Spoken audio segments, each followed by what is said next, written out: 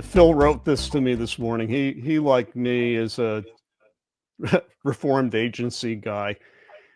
And in the ad agency business, you got a lot of big personalities. And he Oh, said, yeah. you know, the extroverts are often the loudest voices. They swing the car. But it's usually the introverts with the quieter voices that have the best ideas. And when I read that, I said, that's an opportunity waiting to happen. A really good intentional leader will step back before they enter the room and ask themselves, who are the quieter voices? Because I know they have some really good ideas.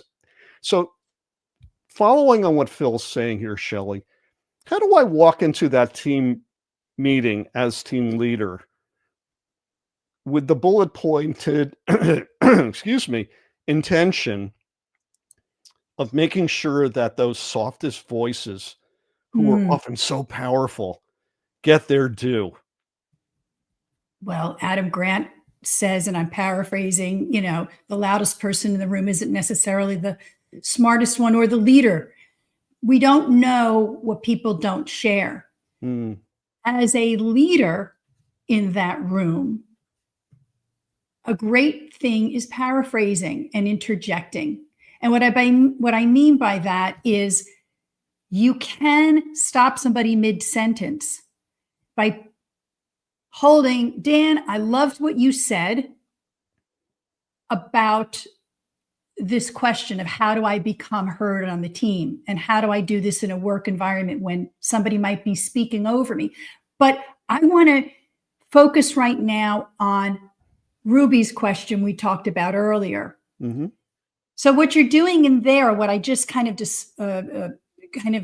demoed was paraphrasing somebody and acknowledging them to say, what you're saying is important, but let's shift the conversation over to Ruby because we haven't heard from her.